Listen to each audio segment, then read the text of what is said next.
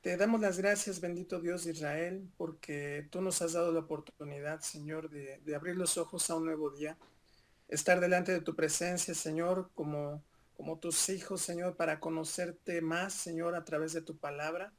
Te pedimos que tu Santo Espíritu nos guíe, Señor, a través de tu palabra, nos dé entendimiento y produzca un cambio, Señor, en nuestras vidas, Señor, y que nosotros podamos, Señor, ser transformados por el poder de tu palabra, Señor, y que hagamos las cosas conforme a lo que está escrito y conforme a tu santa y bendita voluntad, Señor.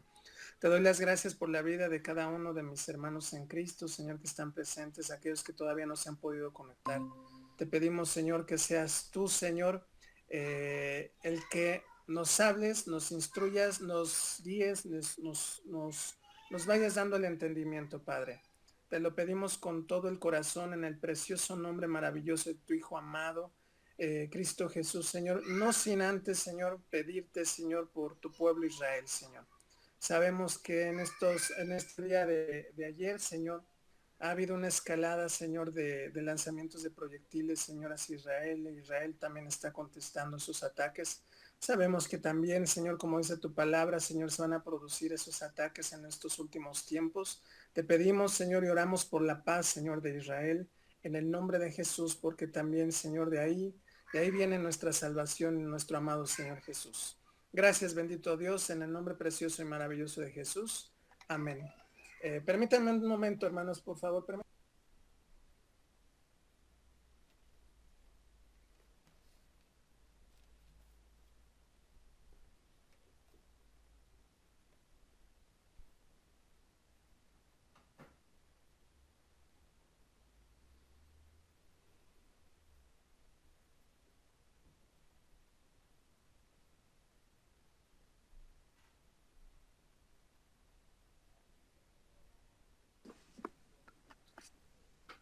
Listo, hermanos, perdón. Pues vamos a dar comienzo a este estudio.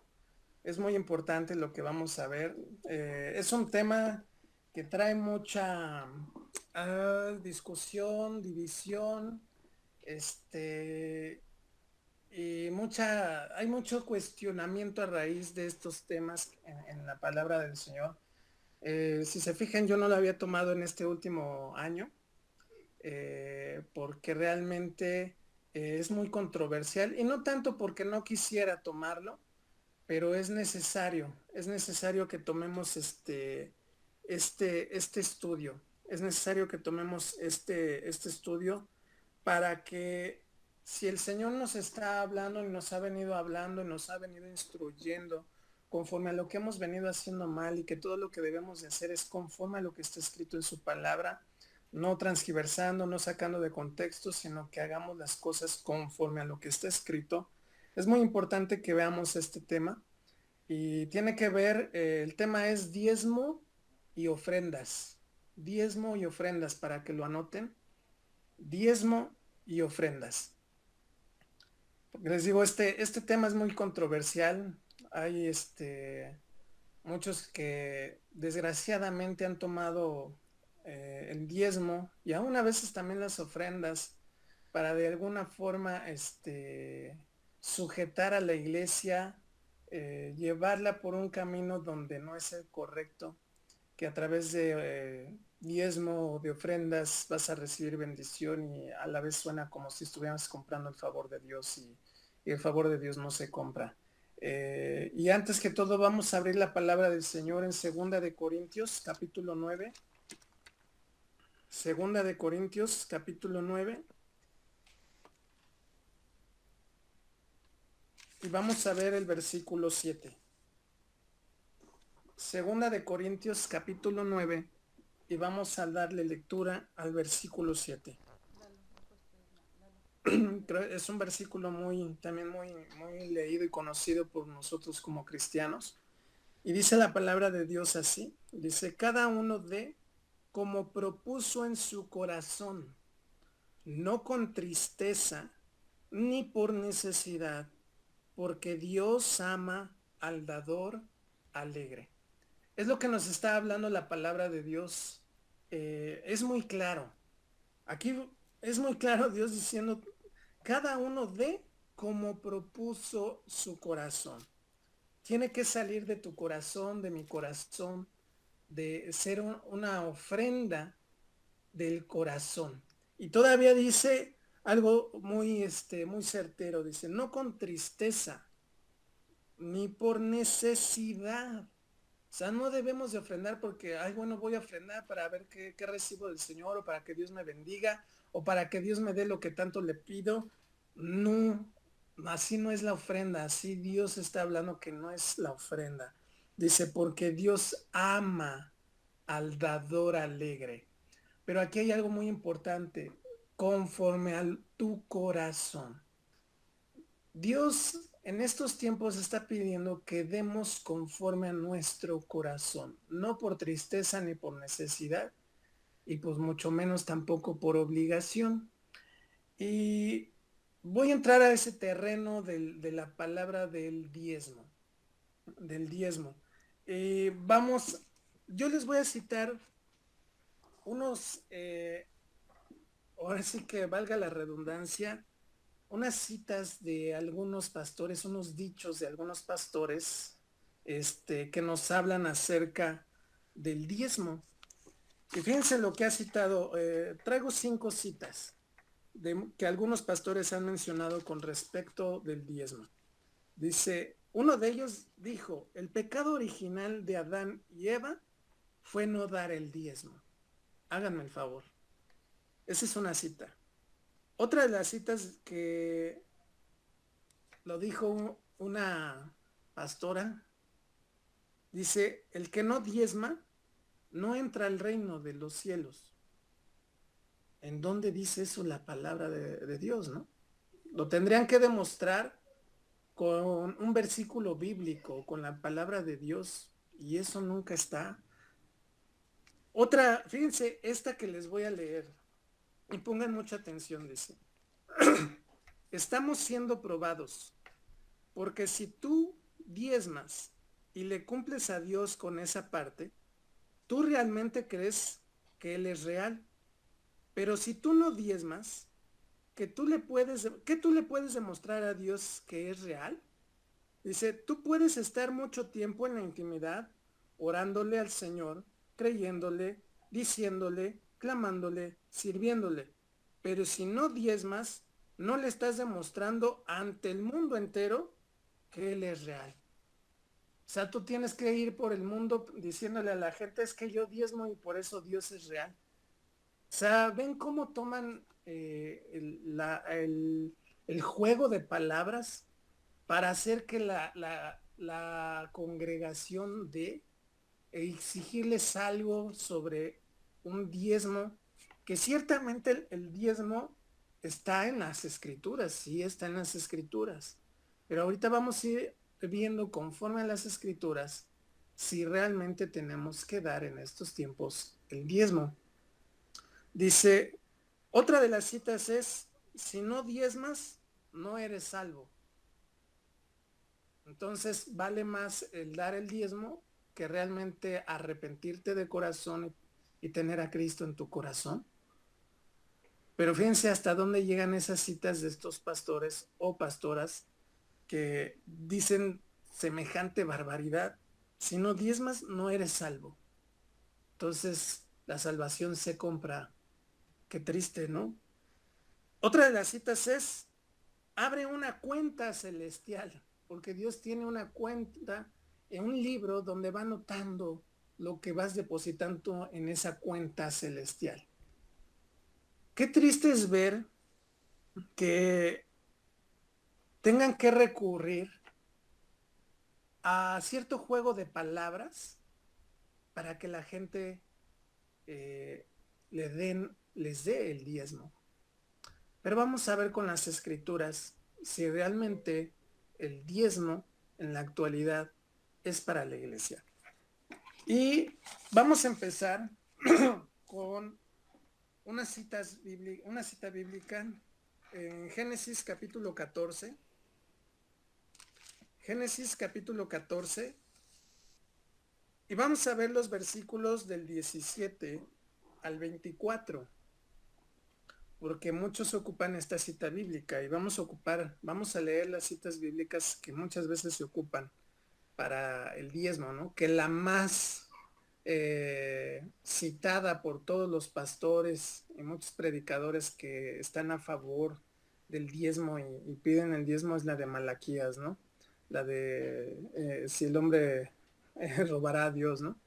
Pero vamos a leer esta parte porque es muy necesario para ir entendiendo todo.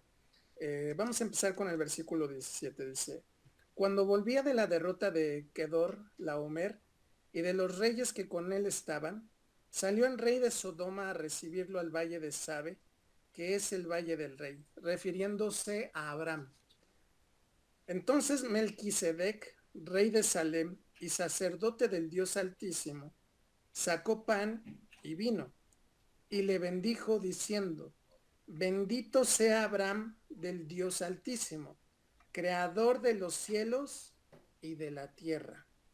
Y bendito sea el Dios Altísimo, que entregó tus enemigos en tu mano.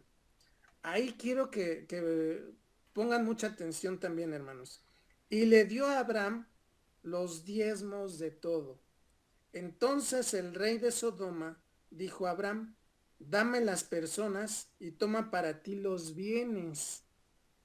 Y respondió Abraham al rey de Sodoma, he alzado mi mano a Jehová Dios Altísimo, creador de los cielos y de la tierra, que desde un hilo hasta una correa de calzado, nada tomaré de todo lo que es tuyo, para que no digas yo enriquecí a Abraham, excepto solamente lo que comieron los jóvenes y la parte de los varones que fueron conmigo, Aner, Escol y Mamre, los cuales tomarán su parte.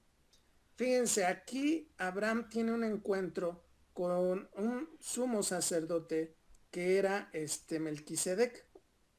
Entonces, y aquí menciona la palabra que es sacerdote del Dios Altísimo. Sacó vino, en el versículo 19, pongan mucha atención, fíjense, dice, y le bendijo diciendo, bendito sea Abraham del Dios Altísimo, creador de los cielos y de la tierra, y bendito sea el Dios Altísimo que entregó tus enemigos en tu mano.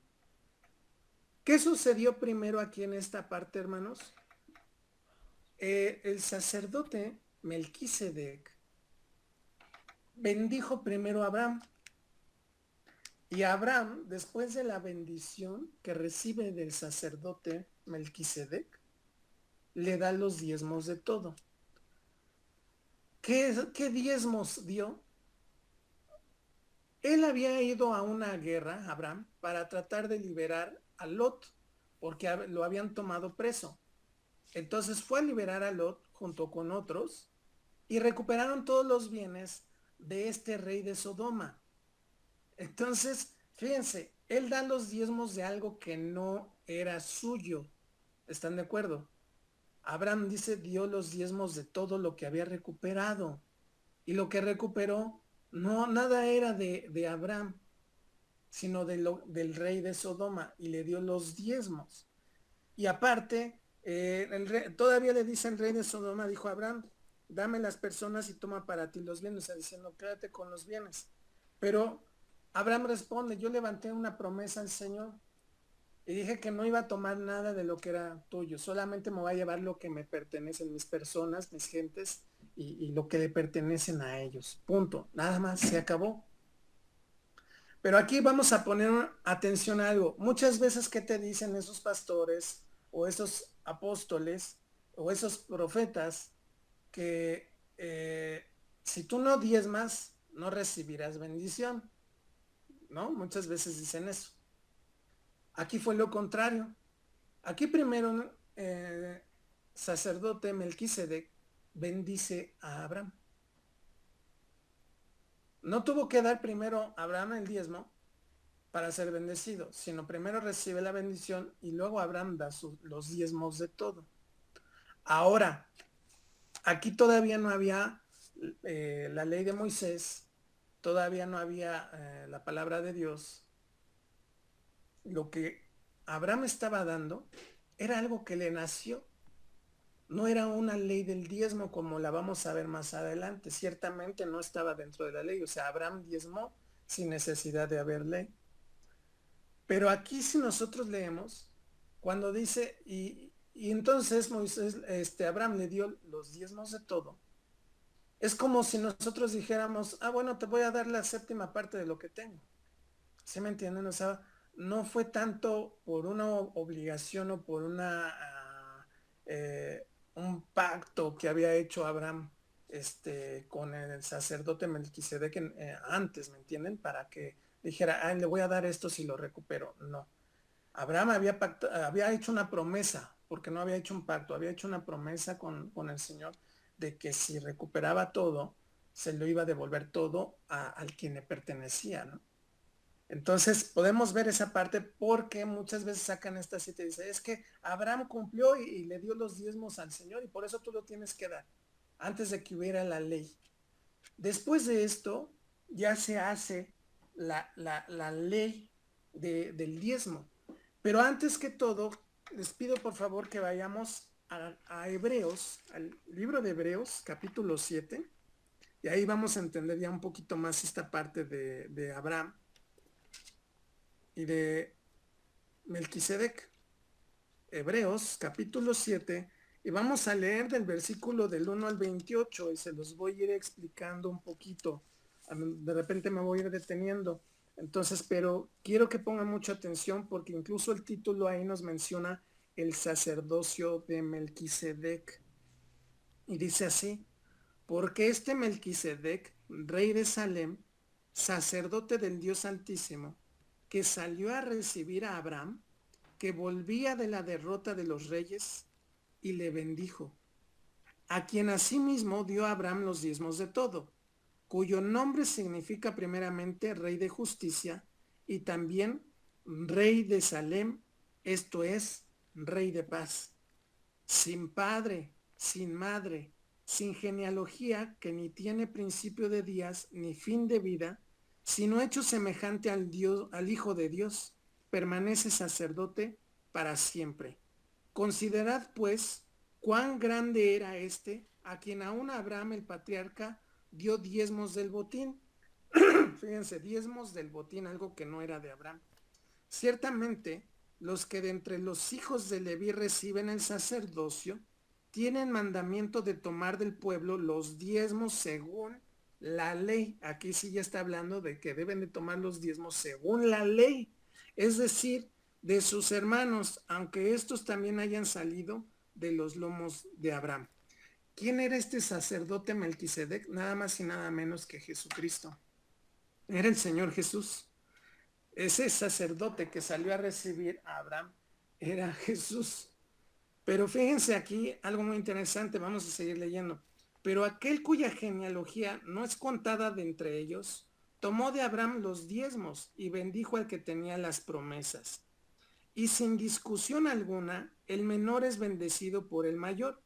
Y aquí ciertamente reciben los diezmos hombres mortales, pero allí uno de quien se da testimonio de que vive. Y por decirlo así, en Abraham pagó el diezmo también Leví, que recibe los diezmos, porque aún estaba en los lomos de su padre cuando Melquisedec le salió al encuentro. Si pues la perfección fuera por el sacerdocio levítico, pongan mucha atención, porque bajo él recibió el pueblo la ley.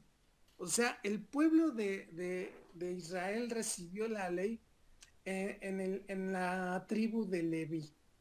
Los únicos que podían servir en el sacerdocio era la tribu de Leví. Eran los únicos que podían recibir los diezmos en ese entonces, porque era para el sustento de los levitas, de los sacerdotes, porque ellos no tenían herencia, ellos no tenían otro trabajo. Su trabajo de ellos era servir en el templo al Señor. Ese era su trabajo.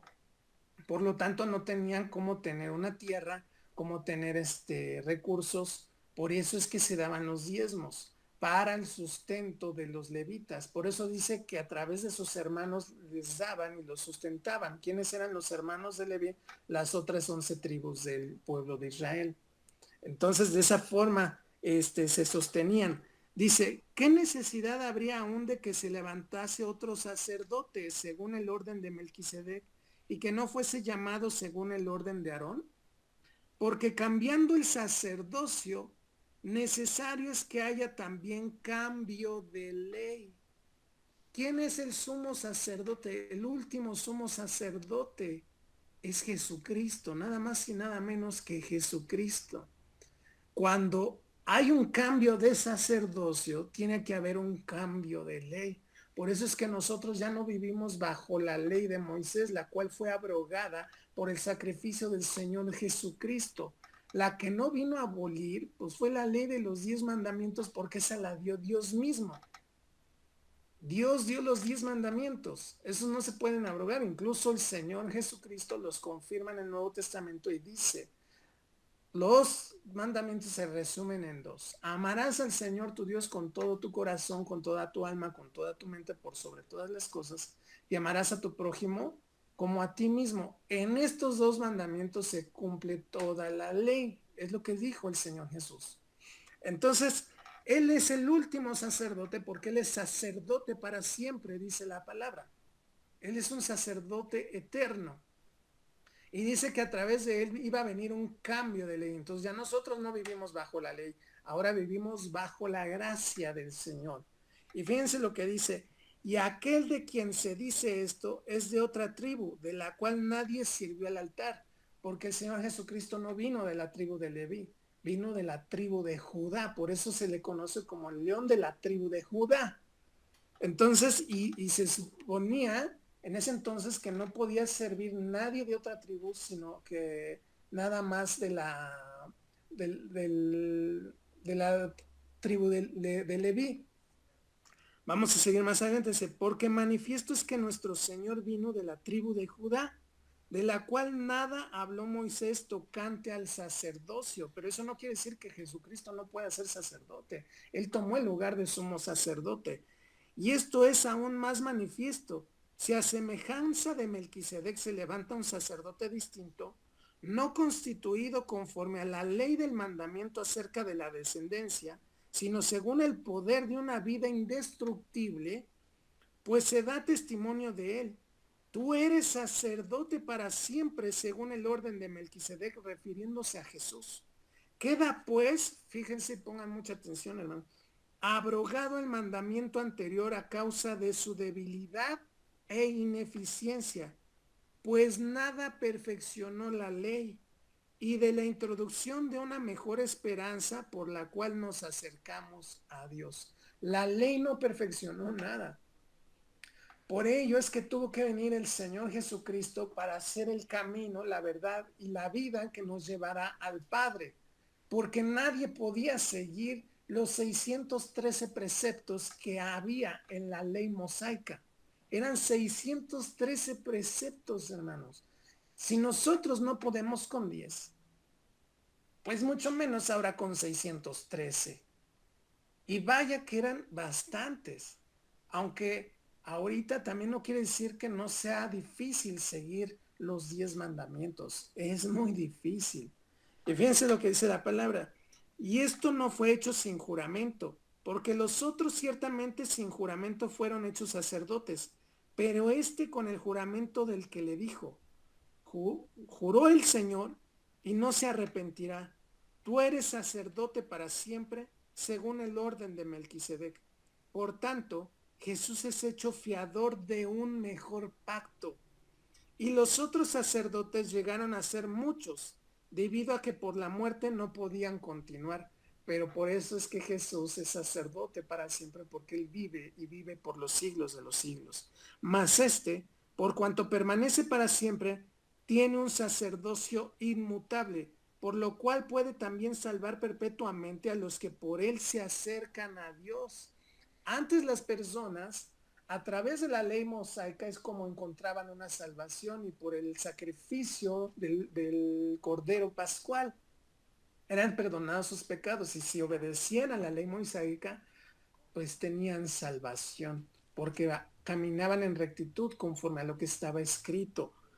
Pero ahora Dios nos da otra forma de ser salvos, y es a través de la gracia y de su misericordia por el sacrificio en la cruz del Calvario.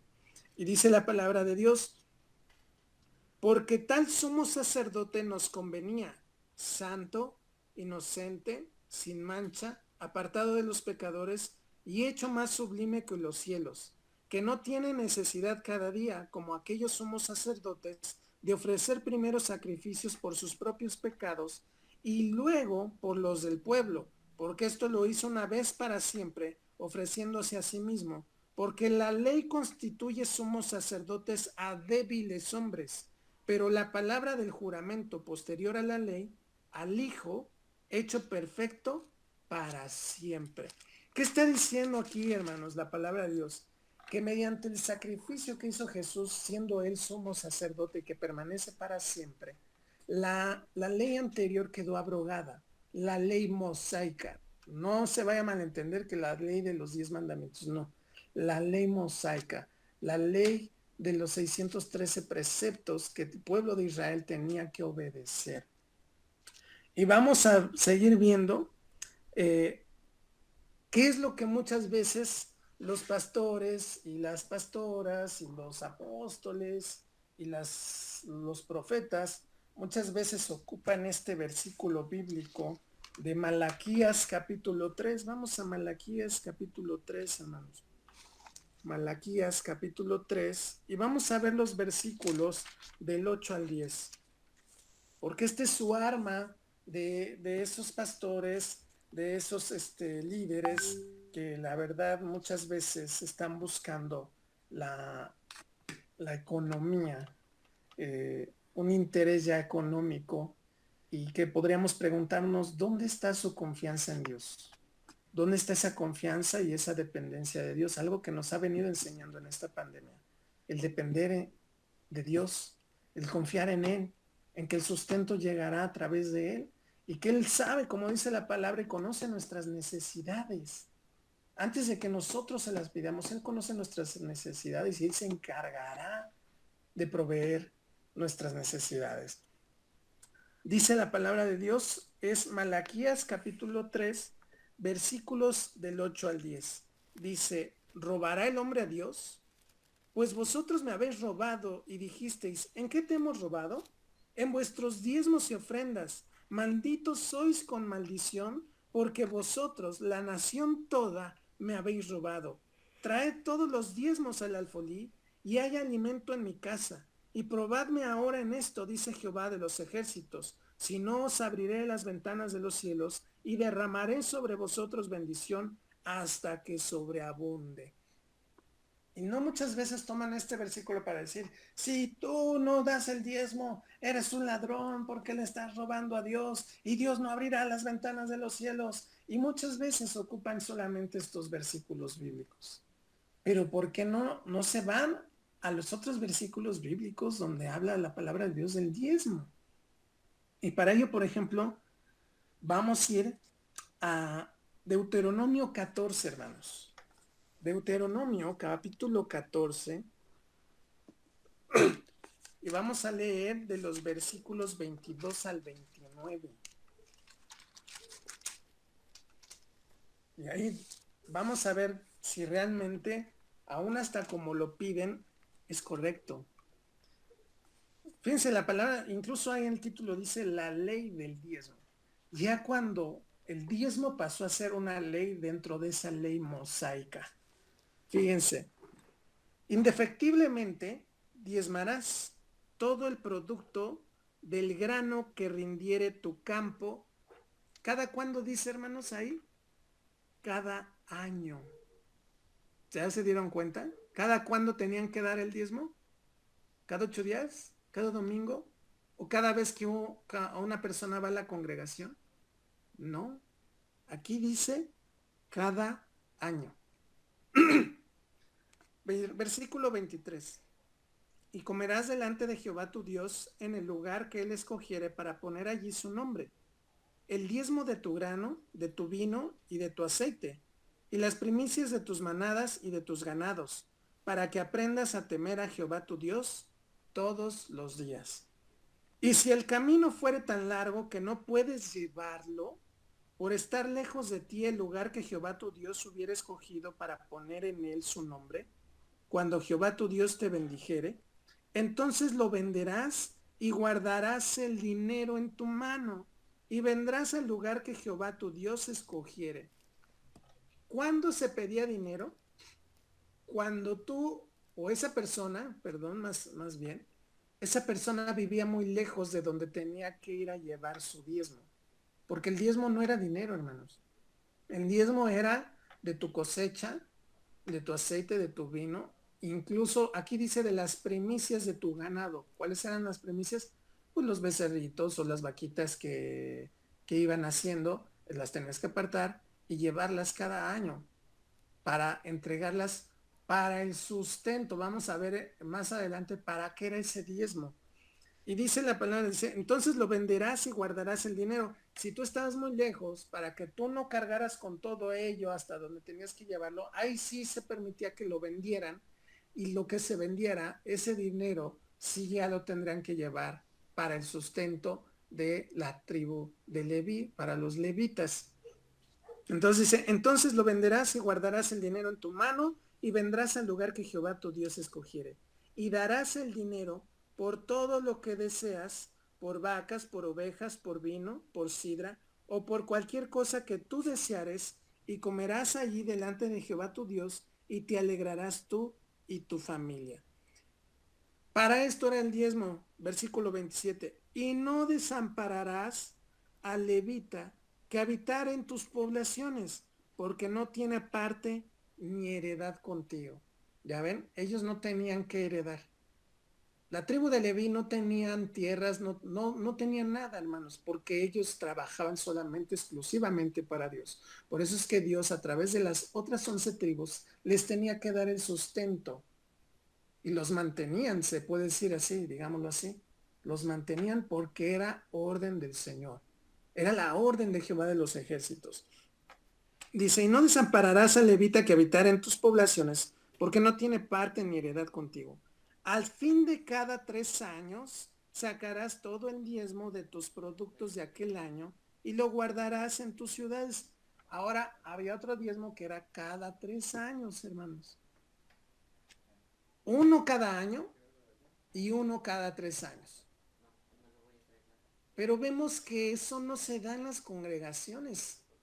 Cuando hay muchos de esos vividores que están pidiendo el diezmo y lo piden y lo exigen y te maldicen y que si esto y que si lo otro y que si no lo das, que tú le robas a Dios y que el otro y aquello, te lo piden cada que vas a la congregación.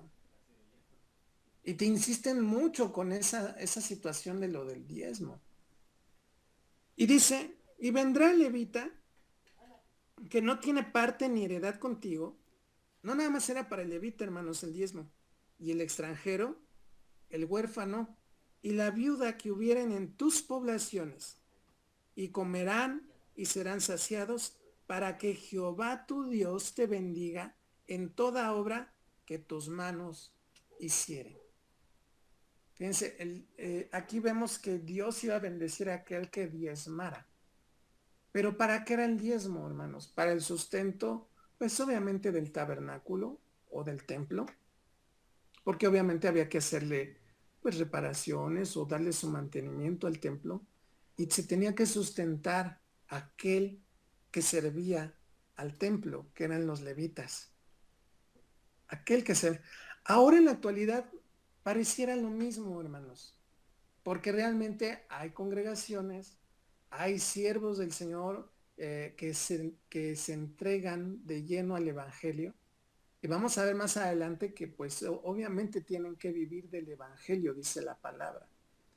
Pero ¿seguirá siendo necesario dar el diezmo? Ya vimos que quedó abrogada esta ley con el sacrificio del Señor Jesucristo, porque Él, al ser un nuevo sacerdote, vino un cambio de ley y quedó abrogado la anterior y ahora estamos en la gracia. Pero vamos a ver qué ha cambiado y qué el Señor es lo que está pidiendo. Fíjense, vamos a ver Lucas capítulo 11, hermanos. Lucas capítulo 11. Lucas capítulo 11. Y vamos a leer ahí del 37 al 54. Aquí todavía vamos a ver más detalles acerca de esa situación de lo del diezmo. Dice la palabra de Dios así. El título dice: Jesús acusa a fariseos y a intérpretes de qué, hermanos, de la ley de Moisés. Dice: luego que hubo hablado, le rogó un fariseo que comiese con él, y entrando Jesús en la casa se sentó a la mesa. El fariseo, cuando lo vio, se extrañó de que no se hubiese lavado antes de comer. Dentro de la ley mosaica había una ley para el pueblo de Israel que antes de comer, siempre antes de comer, se tenían que lavar las manos forzosamente. Siempre se tenían que lavar forzosamente las manos. Había esa ley, imagínense. Por eso es que se sorprende este fariseo, porque ve que Jesús no cumple con ese requisito de la ley. Se sigue sin lavarse las manos para sentarse a comer. Versículo 39. Pero el Señor le dijo: ahora bien, vosotros los fariseos limpiáis lo de afuera del vaso y del plato, pero por dentro estáis llenos de rapacidad y de maldad. Uy, imagínense que les diga eso el Señor. Dice: necios, el que hizo lo de afuera no hizo también lo de adentro. Pero dad limosna de lo que tenéis, y entonces todo os será limpio. Les dijo: den el diezmo. Les dijo: den limosna de lo que tenéis, y entonces todo eso será limpio. Y todavía fíjense en el versículo 42. Mas ay de vosotros, fariseos, y fíjense el punto que toca, que diezmáis la menta y la ruda y toda hortaliza, y pasáis por alto la justicia y el amor de Dios. ¿Qué está diciendo ahí Dios? ¿Qué le interesa más, que las personas diezmen o que las personas hagan la justicia y el amor de Dios aquí en la tierra? Y todavía dice: esto era necesario, esto era necesario, sin dejar aquello. Refiriéndose a eso era necesario, lo del diezmo, pero sin dejar de hacer aquello. Entonces, sin dejar de hacer justicia y el amor de Dios. ¿Qué sucedía? Que el pueblo de Israel ya nada más daba el diezmo, pero no hacía justicia ni el amor. Y pensaban que por esa parte ya la habían librado. ¿Y qué citas vimos de esta, o qué dichos vimos de estos pastores o profetas? El que no diezma no entra al reino de los cielos. ¿No es contradictorio a lo que está diciendo Jesús? El pecado original de Adán y Eva fue no dar el diezmo. ¿En qué momento se habló de diezmo a la hora que el Señor Jesucristo forma y crea al hombre y a la mujer? ¿En qué momento les pidió el diezmo? Si todo lo que el Señor le preparó al ser humano era para su bien y para su sustento y para su mantenimiento, hasta que el hombre desobedece. Pero sabemos toda la historia. No fue por no dar el diezmo. O sea, y sacan de contexto tantas cosas. Si no diezmas, no eres salvo. Aquí fíjense cómo les dice el Señor: ay de vosotros, fariseos, que diezmáis la mente, la ruda y toda hortaliza, y pasáis por alto la justicia y el amor de Dios. O sea, cumples con tu diezmo, pero luego demás, ¿qué? A mí pasas por alto, dice, pasas por alto la justicia y el amor de Dios. Fíjense lo que dice el versículo 43. Ay de vosotros, fariseos, que amáis las primeras sillas en las sinagogas y las salutaciones en las plazas. Ay de vosotros, escribas y fariseos hipócritas, que sois como sepulcros que no se ven, y los hombres que andan encima no lo saben. Respondiendo uno de los intérpretes de la ley, le dijo: maestro, cuando dices esto, ¿también nos afrentas a nosotros?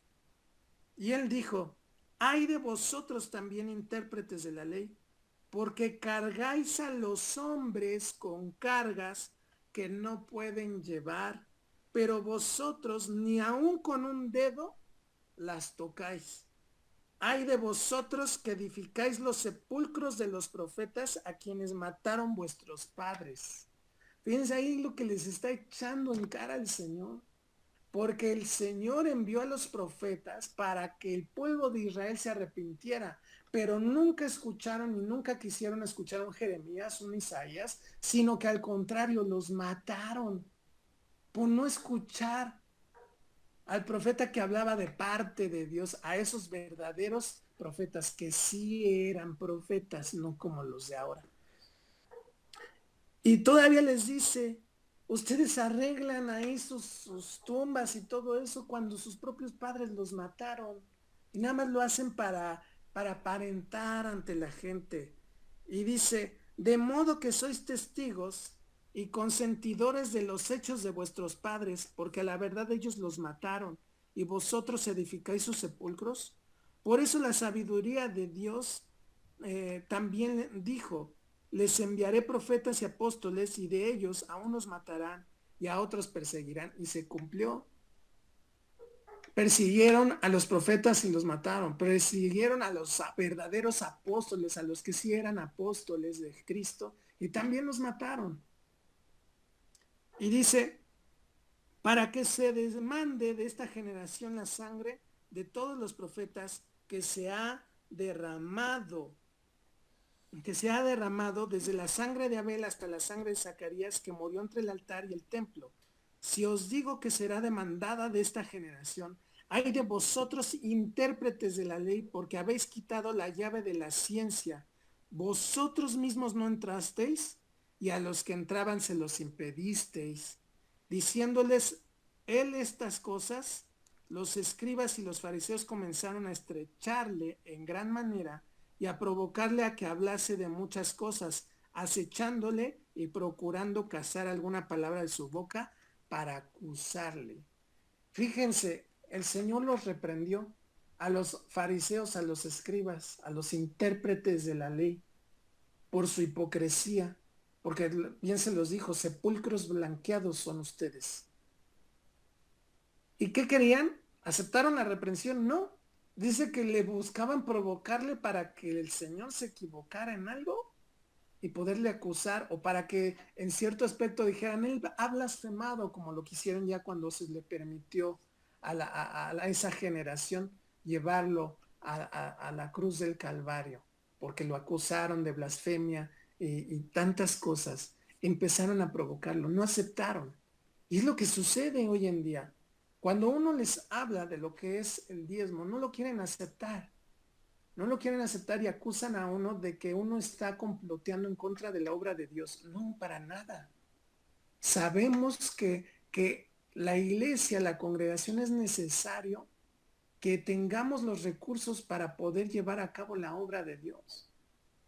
Pero para eso vamos a ver más adelante lo que Dios estipuló y dejó, y que ya no es necesario el diezmo.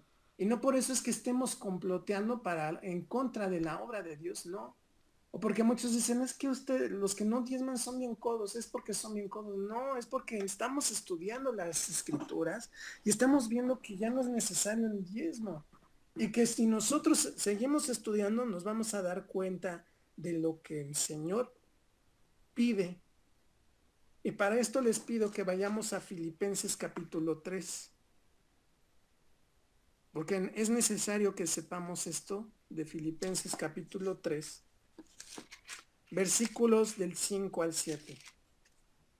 Filipenses capítulo 3, versículos del 5 al 7. La palabra de Dios dice de la siguiente manera. Está hablando Pablo de sí mismo. El apóstol Pablo está hablando de sí mismo y dice lo siguiente. Que él era circuncidado al 8º día, judío, del linaje de Israel, lo confirma, de la tribu de Benjamín, hebreo de hebreos. Pero pongan atención a lo siguiente. En cuanto a la ley, él conocía la ley, era un fariseo, era un maestro de la ley.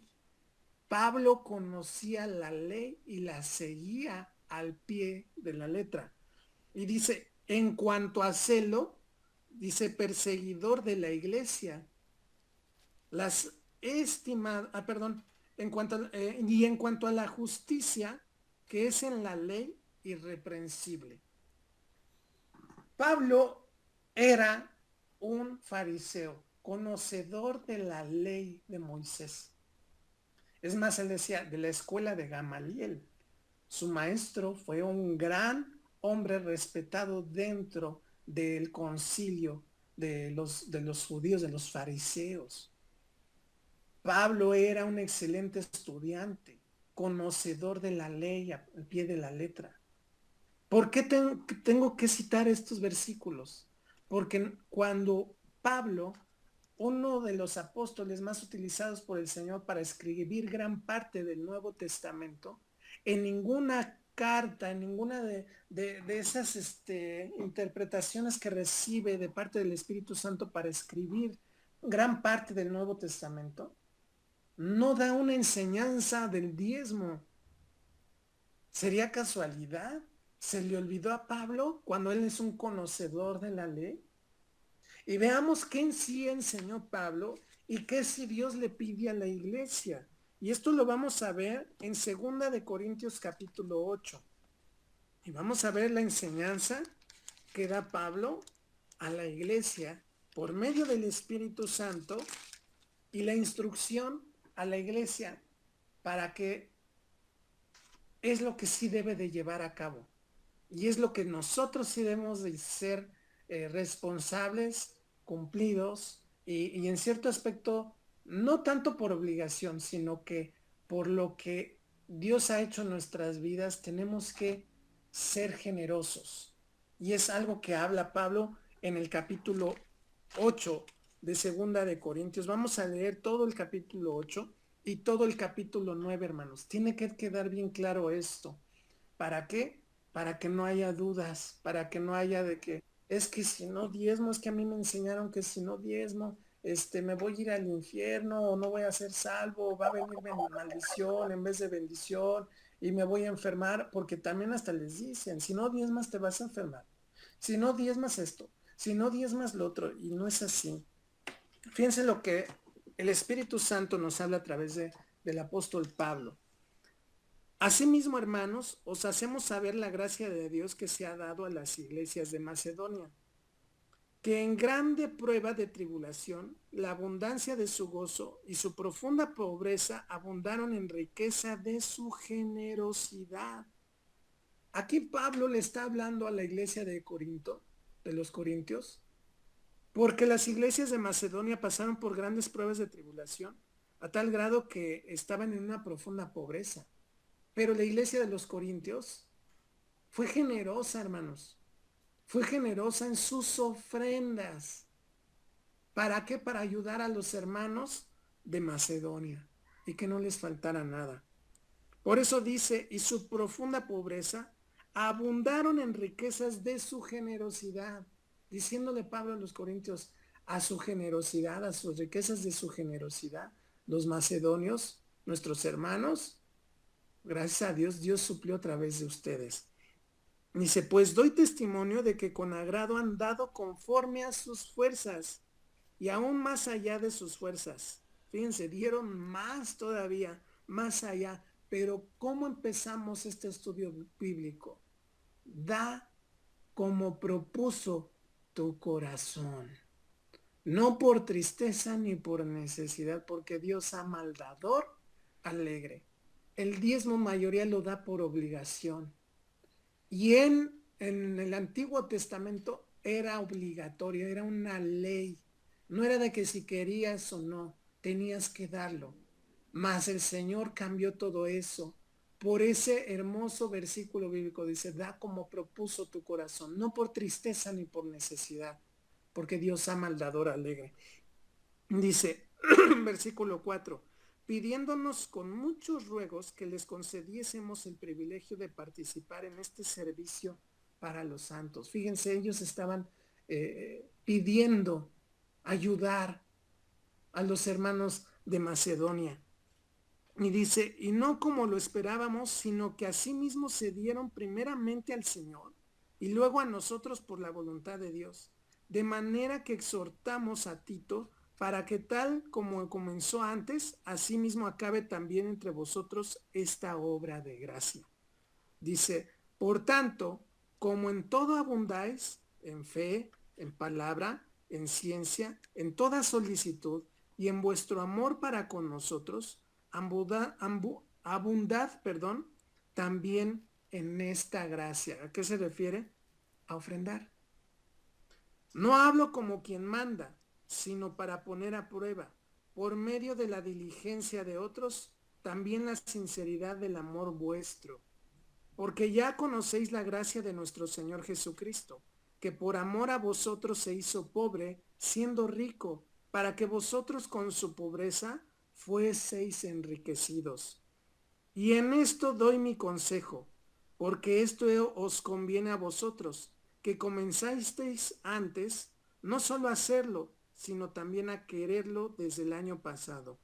Ahora pues, llevad también a cabo el hacerlo, para que como estuvieseis prontos a querer, así también lo estéis en cumplir conforme a lo que tengáis. Porque si primero hay la voluntad dispuesta, será aceptada según lo que uno tiene, no según lo que no tiene. Porque no digo esto para que haya para otros holgura y para vosotros estrechez, sino para que en este tiempo, con igualdad, la abundancia vuestra supla la escasez de ellos. Fíjense, ellos abundaban en tener, gracias a Dios, economía, estaban bien, estaban estables, pero nuestros otros hermanos no. Pero dice que tuvieran esa gracia de sentir y tuvieran esa igualdad unos y otros, para que también la abundancia de ellos supla la necesidad vuestra para que haya igualdad. Como está escrito, el que recogió mucho no tuvo más y el que poco no tuvo menos. Pero gracias a Dios que puso en el corazón de Tito la misma solicitud por vosotros, pues a la verdad recibió la exhortación, pero estando también muy solícito, por su propia voluntad partió para ir a vosotros. Y enviamos juntamente con él al hermano cuya alabanza en el Evangelio se oye por todas las iglesias. Y no solo esto, sino que también fue designado por las iglesias como compañero de nuestra peregrinación para llevar este donativo que es administrado por nosotros para gloria del Señor mismo y para demostrar vuestra buena voluntad, evitando que nadie nos censure en cuanto a esta ofrenda abundante que administramos, procurando hacer las cosas honradamente, no solo delante del Señor, sino también delante de los hombres. Enviamos también con ellos a nuestro hermano, cuya diligencia hemos comprobado repetidas veces en muchas cosas, y ahora mucho más diligente por la mucha confianza que tiene en vosotros. En cuanto a Tito, es mi compañero y colaborador para con vosotros, y en cuanto a nuestros hermanos, son mensajeros de las iglesias y gloria de Cristo. Mostrad pues para con ellos ante las iglesias la prueba de vuestro amor y de nuestro gloriarnos respecto de nosotros. Vamos a seguir con el capítulo 9, pero si se fijan, incluso en el título, en el capítulo 8 dice la ofrenda para los santos. Cuanto a la administración para los santos, es por demás que yo os escriba, pues conozco vuestra buena voluntad, de la cual yo me glorío entre los de Macedonia, que acá ya está preparada desde el año pasado, y vuestro celo ha estimulado a la mayoría.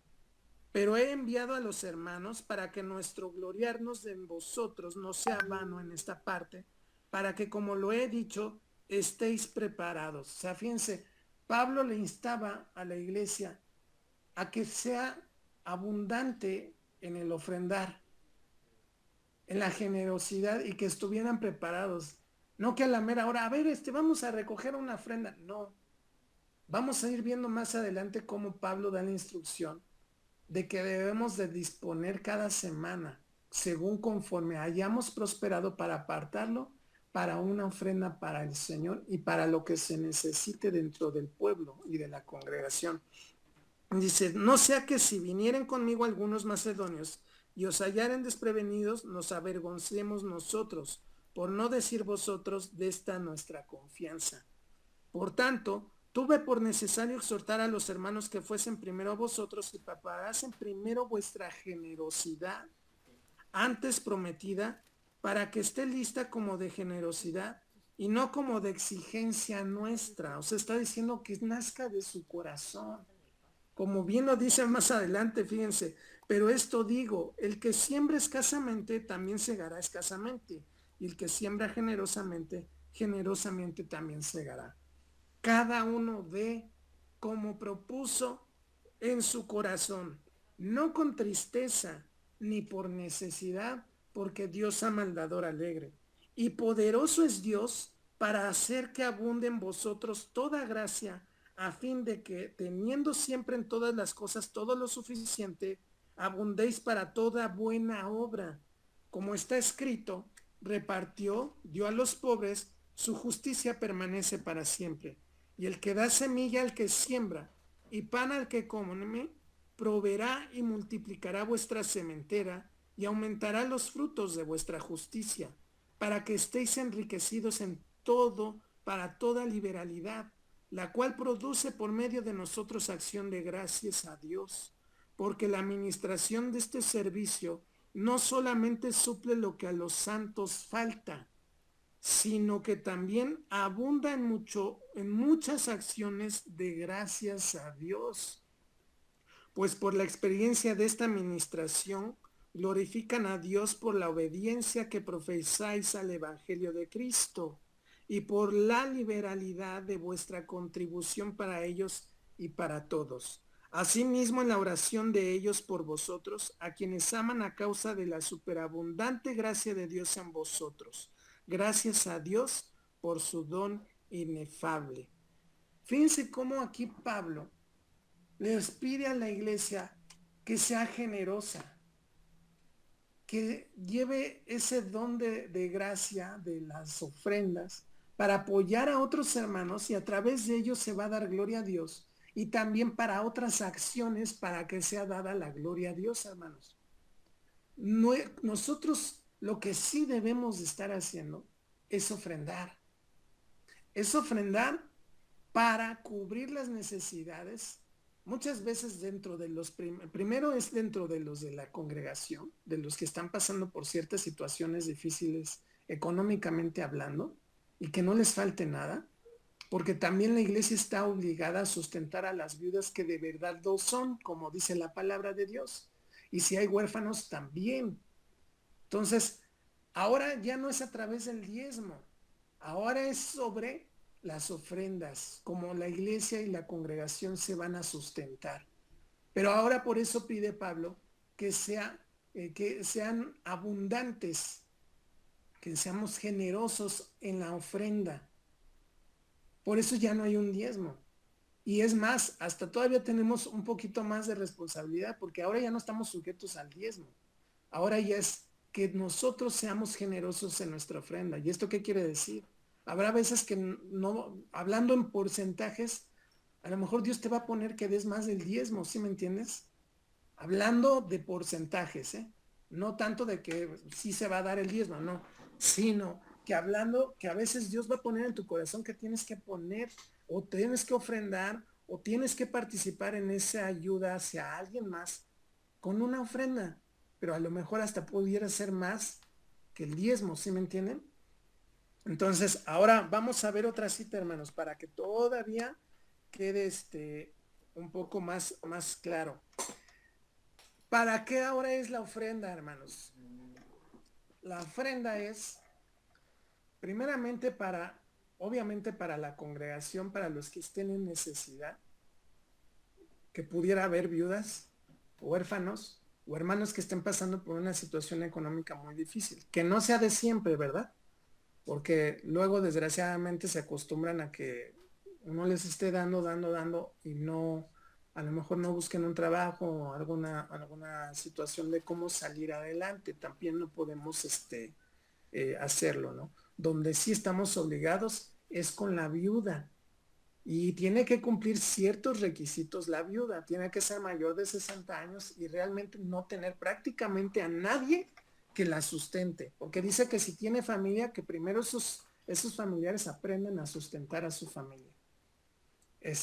Y que realmente aparte sea una mujer ya en lo espiritual madura, seria, y que abunda con un buen testimonio. Entonces es la forma que se puede mantener a una viuda. Tiene que ser arriba de mayor de 60 años y cumplir esos requisitos, así lo dice la palabra del Señor. Y los huérfanos, pues eso es obvio, ¿no? Que los huérfanos, si ya no tienen padres ni familiares que los sustenten, pues la iglesia tiene que entrar a sustentar a esos huérfanos, porque es la obligación de la iglesia. Ahora, muchos dicen, es que el diezmo, pues muchos de los pastores es para, te piden el diezmo y las ofrendas, obviamente, pues también para su sustento. ¿Esto es correcto?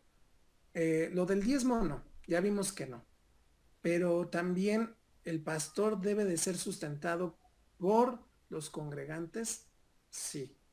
La palabra de Dios dice eso. Ahora, que si el pastor trabaja y todo eso, también es algo correcto, no hay ningún problema. Pero vamos a ver qué dice la palabra en Primera de Timoteo capítulo 5. Aquí el problema es la forma en cómo se pide, cómo se chantajea también a las personas y se ocupa algo que ya no es del Nuevo Testamento, ya no es para la iglesia, que es el diezmo. Es mejor leer la palabra y saber que nosotros como hijos del Señor tenemos que ofrendar y tenemos que ofrendar. Ahora, ¿sabían que también los levitas tenían que dar el diezmo? Los levitas, en Números capítulo 18, no recuerdo bien el versículo, pero ahí dice que cuando ellos recibían el diezmo de todas las tribus de Israel, ellos tenían que dar el diezmo de los diezmos. ¿Y sucede eso con los pastores que piden el diezmo? ¿Dan ellos el diezmo del diezmo? ¿Acaso ofrenda? O sea, ahí es una buena pregunta que se les debería de hacer a todos esos que piden el diezmo. ¿Ellos diezman de lo que reciben? ¿Ellos ofrendan de lo que reciben? Eso deberíamos de saber también, ¿no? Y dice Primera de Timoteo, capítulo 5, versículo 17 al 18. Aquí vamos a ver si es lícito, si es algo correcto, que el pastor dependa de las ofrendas y de los congregantes. La respuesta es sí, hermanos, sí. Pero esto no debe de ser para hacer un abuso, para que el pastor abuse de la congregación y al rato tenga su jet privado, al rato tenga su mansión con alberca y 16 recámaras y 14 baños. No, tiene que ser también con una modestia. Tiene que ser un hombre recto, íntegro y que realmente viva modestamente. Y vamos a verlo con la palabra de Dios. Primera de Timoteo capítulo 5, versículo del 17 al 18. Dice así: los ancianos que gobiernan bien, refiriéndose a los pastores, dice, sean tenidos por dignos de doble honor, mayormente los que trabajan en predicar y enseñar, pues la escritura dice, no pondrás bozal al buey que trilla, y digno es el obrero de su salario. Aquí estamos viendo que la palabra de Dios está sustentando que el pastor, aquel que predica y enseña e instruye en la palabra de Dios, dice que es digno de su salario, pero dice los ancianos que gobiernan bien. ¿Ya vieron lo primerito? Los que gobiernan bien. Sabemos que es difícil, perdón, la cita es Primera de Timoteo capítulo 5, versículo 17 y 18. Sabemos, hermanos, y se los digo con toda honestidad, como pastor, es difícil el ser el responsable de una congregación. Es difícil obviamente estar al pendiente, porque la verdad el tiempo se va. Yo quiero ser muy sincero con ustedes. Yo trato de estar al pendiente, por ejemplo, de la congregación. A veces sí me cuesta trabajo por el tiempo, porque obviamente pues ustedes bien saben que pues, la verdad yo le busco también en trabajar. Busco trabajar porque gracias a Dios tengo manos, tengo fuerza y sé que puedo hacerlo, ¿me entienden? pero cuando también obviamente yo me dedico a trabajar, pues a veces también quito parte de ese tiempo para yo poder ver a los congregantes o estar más al pendiente de ustedes. ¿Por qué? Porque pues también tengo que dedicarle tiempo a mi familia, tengo que dedicarle tiempo a mi esposa, tengo que dedicarle tiempo al estudio, a la lectura de la palabra y la verdad, hay veces que me falta tiempo, les soy honesto, me falta a veces tiempo.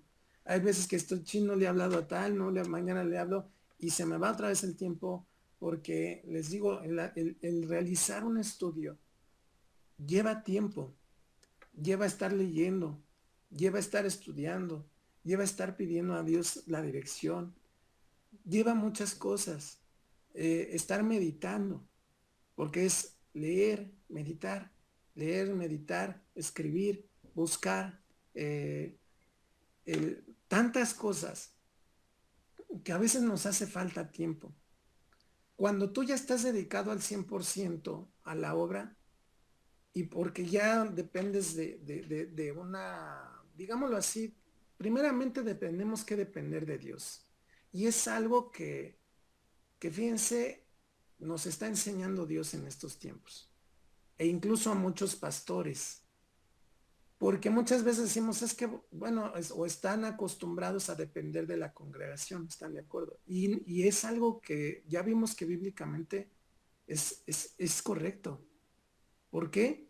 Porque dice que el obrero es digno de su salario. Y si él está trabajando en predicar y en enseñar la palabra de Dios, dice que el obrero es digno de su salario. Pero ahora con esto de la pandemia, pues a muchos nos afectó la situación económica, a muchos, a congregantes y tanto a pastores, a tal grado que incluso en YouTube había videos de pastores que estaban pide y pide el diezmo y que las ofrendas y que todo eso para el sustento. Primeramente, como pastores, tenemos nosotros que depender de Dios y saber que Dios es el que nos va a suplir nuestras necesidades. Pero yo sí les voy a ser honesto, hermanos. Tenemos que ser un pueblo que ofrende. Y no tanto, se los voy a ser honesto, no tanto les estoy pidiendo para mí, sino como la otra vez se acuerdan que les dije, hermanos, vayan separando conforme vayan prosperando y ténganlo ahí guardado. ¿Para qué? Para si hay alguna necesidad o Dios nos manda a hacer algo, ya tenemos recursos ahí guardaditos para que no nos agarren desprevenidos. ¿Sí me entienden? Pero que debe de quedar claro que el pastor debe de ser sustentado por la congregación. Sí, hermanos, debe de ser sustentado por la iglesia, porque también tiene sus necesidades, tiene su familia, tiene todo, tiene muchas, igual gastos como todos. Como yo les he dicho, hermanos, mientras Dios a mí me dé las fuerzas y me permita seguir trabajando, yo lo voy a hacer. A mí no me cuesta trabajo, ustedes lo han visto, creo que eso no se los tengo por qué a lo mejor jurar o algo así, creo que ustedes siempre han visto que hasta que, por ejemplo, yo tuve mi trabajo estable, yo estuve trabajando, seguí trabajando, salí y seguí trabajando y hasta la actualidad le sigo buscando, hermanos. Eh, pero no sé, el día, hermanos, yo sí les voy a ser sincero, el día que el Señor sí ya me diga, tienes que estar de lleno, pues primeramente tengo que confiar en Él y tengo que depender de Él. Pero ya en segunda parte, también ahí ya tengo que yo echar mano también de ustedes como congregación. Si el Señor ya me dice, tienes que meterte de lleno, tienes que estar de lleno. Y obviamente también cambiarían más las circunstancias. Yo ya también tendría tiempo más para otras cosas. Porque les digo, la verdad también, obviamente ustedes lo saben, los que tienen trabajo, cuánto tiempo absorbe muchas veces el trabajo, ¿no? Cuántas veces absorbe. Y les voy a ser honesto, a lo mejor yo voy, salgo y me voy a vender. Voy y hago esto, voy lo otro y aquello. Pero les voy a ser honesto, hermanos, no es lo mismo estar estudiando la palabra de Dios en mi casa, encerrado, en una mesa, donde tenga yo la tranquilidad de poder estudiar la palabra, donde pueda meditarla, que en un lugar en la calle donde pues sí abro la Biblia, pero hay muchos distractores a mi alrededor. Entonces, yo a veces sí me llevo mi Biblia, yo estoy leyendo la Biblia, pero hay veces que no es lo mismo, no es lo mismo, sinceramente. Entonces, yo tomo tiempos también acá para estar en mi casa estudiando, pero también tengo que darle tiempo, obviamente, a mis hijos, a mi esposa, hacer la tarea con ellos, y más que ahorita con ellos estando en casa, se sumaron más tareas a la familia. Entonces, pero quiero que ustedes tengan claro, hermanos, que la palabra de Dios habla y nos habla que sí, el pastor sí tiene que sustentarse del evangelio, de parte de las ofrendas. Obviamente no toda la ofrenda es para el pastor. Se tiene que dividir esos recursos para las demás necesidades que hay, para la evangelización, para si se va a hacer un evento, para muchas otras cosas. Pero ante todo, si se fijan, Pablo, como le instaba a la iglesia, tenemos que dar conforme nuestro corazón nos proponga, nos dé. Quiero dar otra cita bíblica y es en Primera de Corintios capítulo 9. Primera de Corintios capítulo 9, versículos 13 al 14.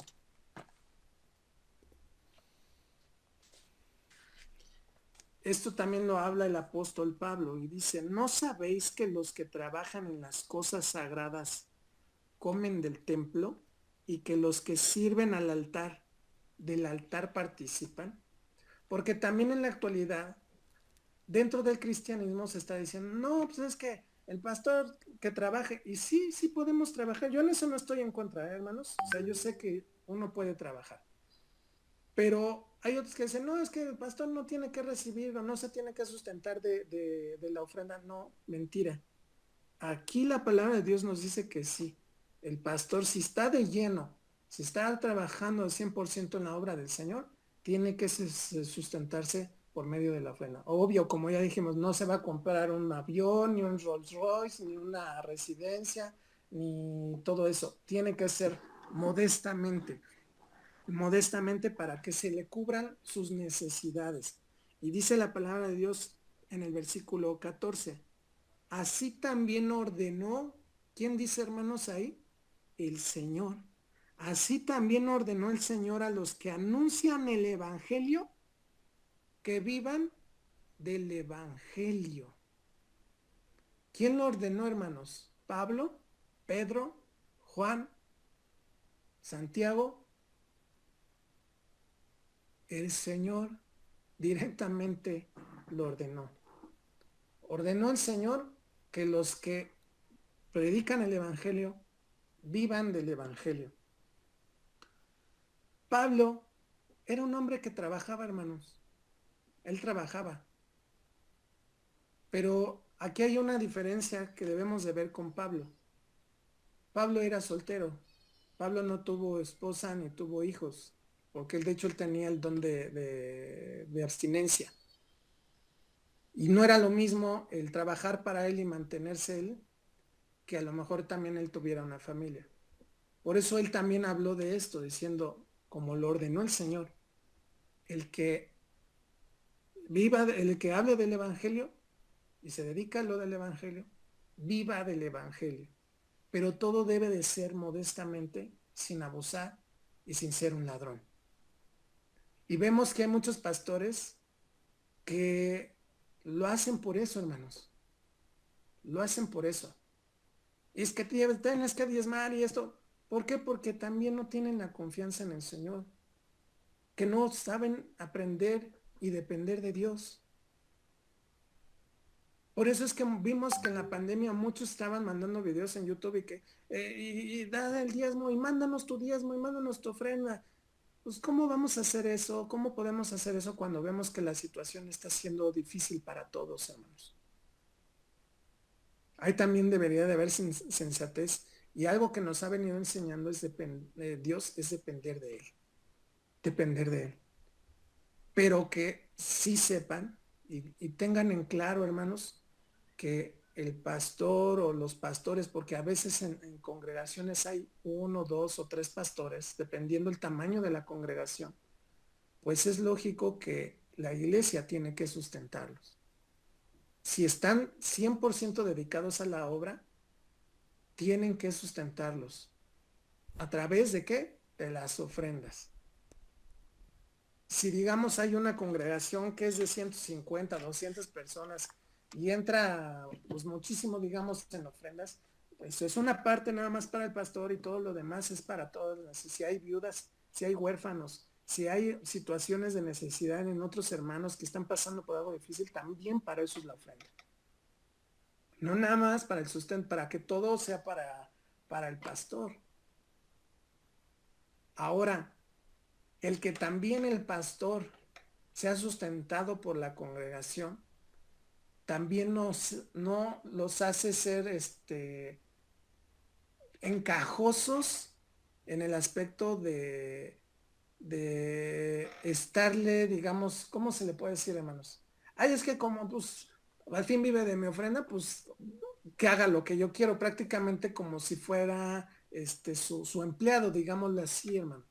No, también no podemos caer en ese abuso. El pastor tiene su familia también, que tiene que darle tiempo a su familia, tiene que darle tiempo a su esposa, tiempo a sus hijos, y también él va a tener un tiempo para la congregación y los congregantes. Entonces, esto se tiene que decir tal como es, hermanos, pero porque somos maduros y porque a través de la madurez tenemos que saber que esto es así. Así tienen que ser las cosas, porque así está escrito. Ante todo, debe de haber integridad y rectitud del pastor y manejarse recto y ser modesto en su forma de vivir, si está ahora sí que viviendo del evangelio, para que también, o sea, no puede haber pastor rico y congregantes pasando necesidad, ¿verdad? No puede haber eso tampoco. Entonces yo sí quiero hablarles ahora claro acerca del diezmo y de las ofrendas. Diezmo ya no se puede, ya no es para la iglesia. Ofrendas, sí. Dice que nosotros demos conforme a lo que propuso nuestro corazón. Dice, no por tristeza ni por necesidad. A lo cual nos está diciendo, da con amor. Lo que el Señor ponga en tu corazón, tú lo tienes que dar. Entonces, ¿por qué? Porque es la manera también que la obra de Dios avanza. Avanza. Y en eso se agrada el Señor. Les voy a mostrar otro versículo bíblico. Y es algo que yo estaba leyendo ayer y ahorita les voy a comentar qué sucedió en esa parte. Abran su Biblia en el Evangelio de Marcos, capítulo 12. Ya sé que vamos un poquito, ya nos pasamos del tiempo, pero es necesario que veamos esto, hermanos, para que quede claro. Y ahorita que tengan dudas, las hablamos, no se preocupen. Marcos capítulos 12, versículos 41 al 44. Esto ayer lo estaba estudiando en la noche y la verdad me sorprendió porque yo se los estaba leyendo a mis hijos también. Y fíjense lo que dice aquí la palabra del Señor. Pero aquí también te quiero pedir un favor, imagínatelo. Velo imaginándolo. Dice, estando Jesús sentado delante del arca de la ofrenda, miraba cómo el pueblo echaba dinero en el arca y muchos ricos echaban mucho. Fíjense, imagínense a Jesús ahí delante del arca de la ofrenda y él estaba viendo, él estaba mirando. Y él sabía y conocía la condición de cada uno de ellos, ¿no? Y dice que muchos ricos echaban mucho, o sea, muchísimo, imagínense. Y vino una viuda pobre y echó dos blancas, o sea, un cuadrante. Era algo muy poquito. Entonces llamando a sus discípulos, les dijo, de cierto os digo que esta viuda pobre echó más que todos los que han echado en el arca. Me detengo tantito. Ayer que yo les leía esto a mis hijos, lo empezó a leer mi hijo, y le digo, ¿qué entendiste? Dice, pues no mucho, a ver, explícamelo, papá. Y ya le empiezo a explicar. Digo, mira, haz de cuenta que vienen muchos ricos y Jesús vio que echaron una suposición, hermanos, para que mis hijos lo entendieran.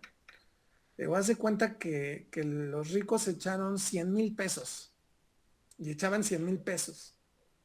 Pero la viuda, le digo, nada más tenía, digamos, 2 pesos.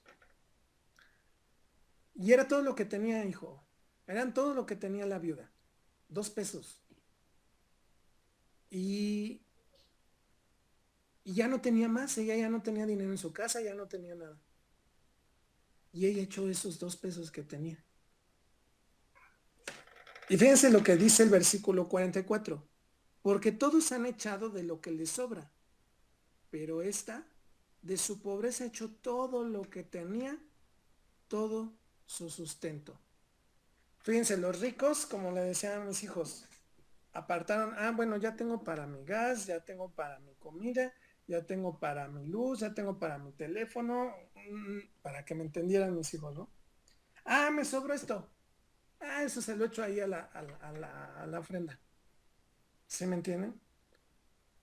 Y le digo, y la viuda nada más tenía 2 pesos. No tenía para pagar el gas, no tenía para pagar la comida, no tenía para pagar la luz, ni para pagar el teléfono, ni el Netflix, como ahora, ¿no? Este, eh, y le digo a mi hijo, y echó esos 2 pesos. ¿Saben qué me contestó mi hijo, hermanos? Dice, como lo vio Jesús y Jesús lo estaba observando, dice, él le dio todo lo que necesitaba. Yo me quedé, hermanos, sorprendido con su respuesta.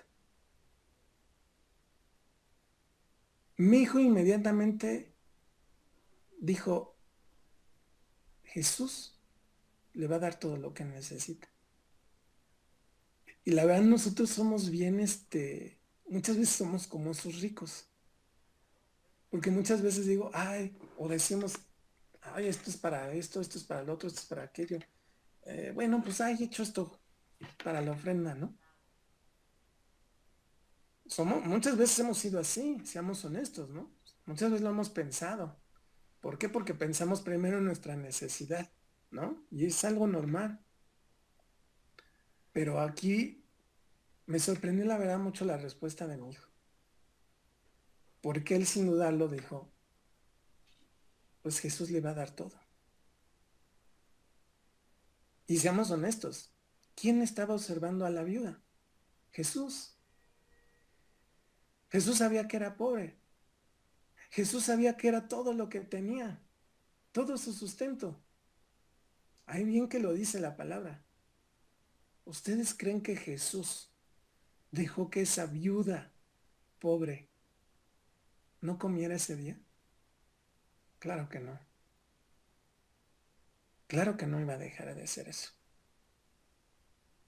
Entonces, es muy importante, hermanos, que tengamos en claro que si el diezmo, conforme a lo que ya vimos, ya no es para nosotros como iglesia, pero sí estamos mandados a ser generosos en ofrendas. ¿Para cubrir qué? Las necesidades de otros hermanos, de viudas, de huérfanos, y sí, hermanos, también del pastor. Cuando el pastor se dedica al 100% en la obra, sí tiene que ser sustentado por la iglesia. Si el pastor, eh, Dios ahorita le está permitiendo, y yo lo voy a hablar por mí, no voy a hablar por los demás.